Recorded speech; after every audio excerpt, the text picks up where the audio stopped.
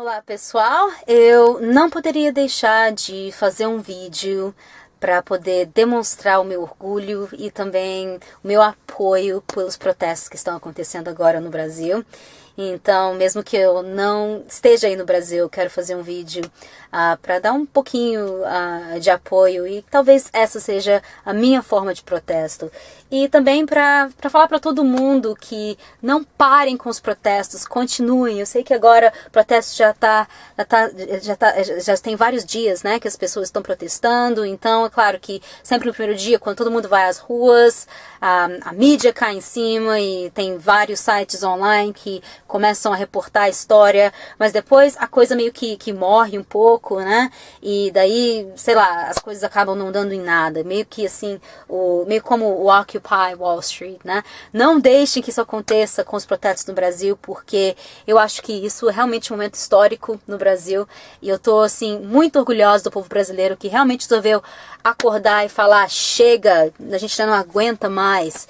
E sair às ruas, realmente fazer as suas vozes serem ouvidas, as suas preocupações serem atendidas, fazerem realmente com que os políticos, as pessoas que estão no poder, os ricos, possam se preocupar um pouco não só com o que está acontecendo pelo país afora, mas também com eles mesmos. É importante que assim, o governo tenha medo do próprio povo e não ao contrário, né? E assim, é maravilhoso de ver uma coisa dessa acontecer. Eu saí do Brasil, a primeira vez que eu saí do Brasil, eu era bem jovem, assim, muita gente me pergunta essa história, né? Eu vim pra cá, pros Estados Unidos sozinha, eu tinha 18 anos, e realmente vim pra cá com a cara e com a coragem. E assim, eu larguei minha faculdade, estava no meu segundo ano de faculdade, e porque eu não conseguia arrumar emprego e eu já não queria mais depender dos meus pais, eu queria ser independente e assim, não conseguia nada no Brasil, não conseguia nem arrumar um emprego, nem ganhar um salário, né, na época. Foi assim, muito difícil, muito frustrante. E eu já tinha saído às ruas, né, para poder lutar contra o aumento do vale-refeição na UFO, por exemplo, ou então quando eu estava na escola pública, porque eu sempre atendi escola pública no Brasil. Eu sempre fiz passeata junto com os professores durante as greves, para poder reivindicar melhores salários, melhores condições. Então eu fiz tudo isso, sabe? Eu sempre tive esse espírito assim, meio ativista, meio militante, e sempre curti muito essas coisas.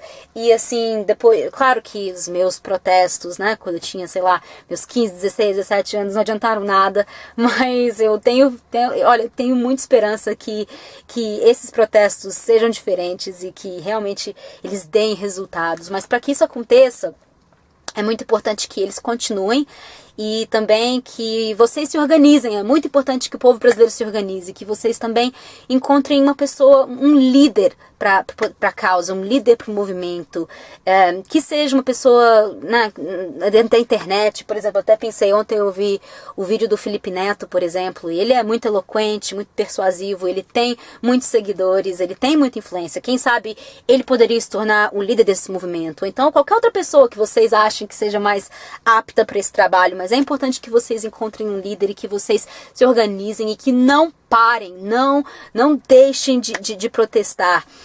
Não sei quanto tempo que isso vai levar, mas eu acho que a gente tem que continuar indo às ruas até que realmente as coisas mudem significantemente. Olha, não é suficiente que eles abaixem as tarifas de ônibus. Não é suficiente, porque todo mundo sabe que não é sobre isso. Não é por isso que... E claro que isso foi a gota d'água, todo mundo sabe disso. Mas não é, sabe, não é só o transporte. Mas mesmo que fosse só pelo transporte público, gente, vocês não entendem o quanto que um transporte público decente pode mudar uma cidade, pode mudar um país. Olha, eu moro em Boston, aqui nos Estados Unidos, justamente por causa do transporte público. Eu não gosto de dirigir, eu poderia morar, sei lá, em Los Angeles, em San Diego, na Flórida, onde tem essa cultura de carro, mas eu faço questão de morar num lugar que tenha transporte público bom, porque isso é muito importante. Olha, isso afeta a poluição, a qualidade do ar, isso afeta né, a qualidade de vida em termos por exemplo, você não vai ficar preso em engarrafamento de de 3 horas, como o pessoal fica no Rio e em São Paulo. Gente, isso é um absurdo, isso não é normal, isso não é uma coisa que deve ser, sabe, vocês não podem aceitar isso, você ficar num dia de semana, você tá cansado, trabalha, sabe, sei lá, 10 horas por dia, daí ainda fica preso no tráfico por 3 horas, tanto que chegar em casa, isso é uma coisa de louco, isso é uma coisa de louco, isso não pode acontecer, isso não é normal, não é normal. E eu, assim, sabe, fico...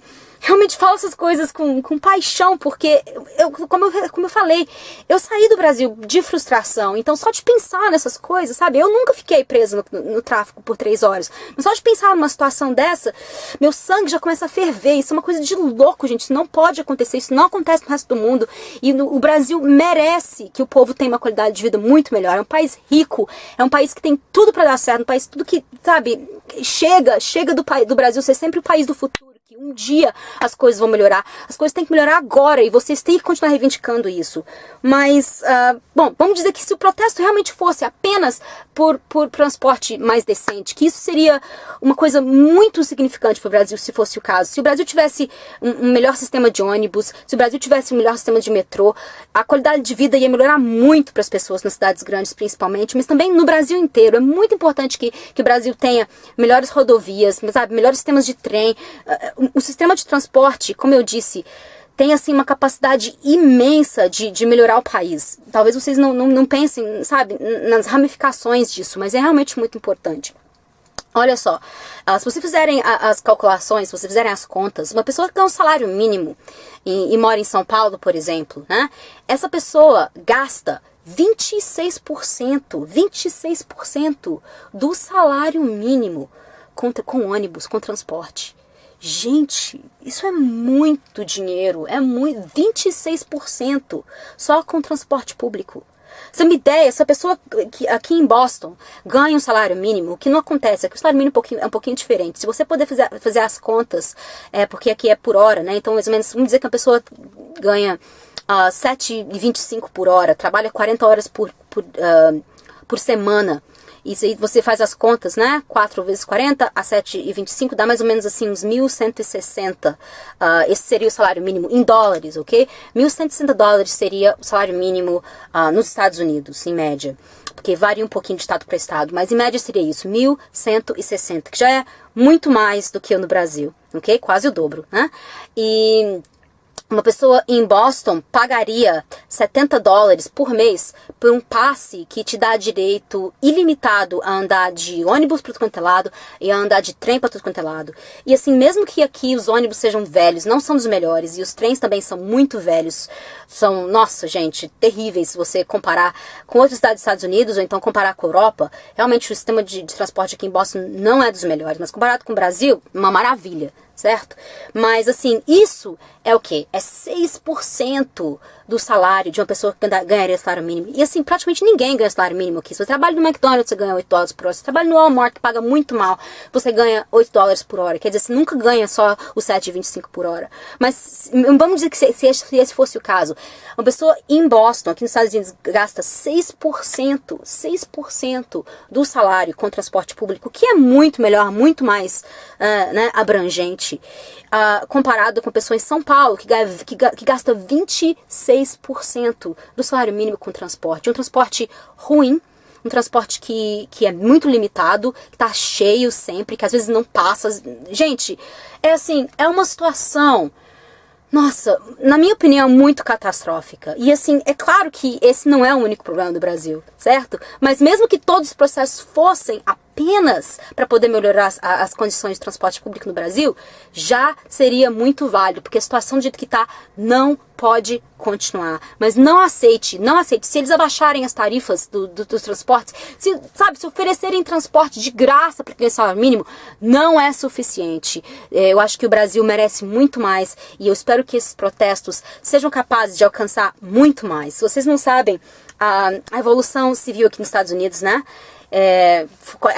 Começou com o boicote de ônibus, né, com a Rosa Parks, o Montgomery boycott, bus boycott, que é uma coisa meio poética, assim, uma coisa que realmente mudou esse país, os Estados Unidos, para muito melhor, né? Foi quando o Martin Luther King Jr., o reverendo Martin Luther King Jr., se ascendeu politicamente e virou aquele líder, né, chamando por igualdade social, e assim, isso realmente, né, foi esse movimento civil maravilhoso que mudou os Estados Unidos para melhor. Então, quem sabe esse boicote do ônibus, esse movimento passe livre, acabe tendo repercussões tão grandiosas quanto o que aconteceu aqui nos Estados Unidos. Bom, não sei, claro, mas realmente é uma coisa de se pensar. É interessante fazer esse paralelo, né? Que o Civil Rights Movement acabou começando assim.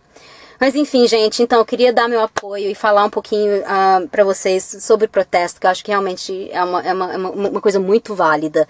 E parabéns, Brasil! Tenho muito orgulho de ser brasileira nesse momento e continue com a luta. Força, Brasil! Não para! Beijo, pra frente! Change Brazil!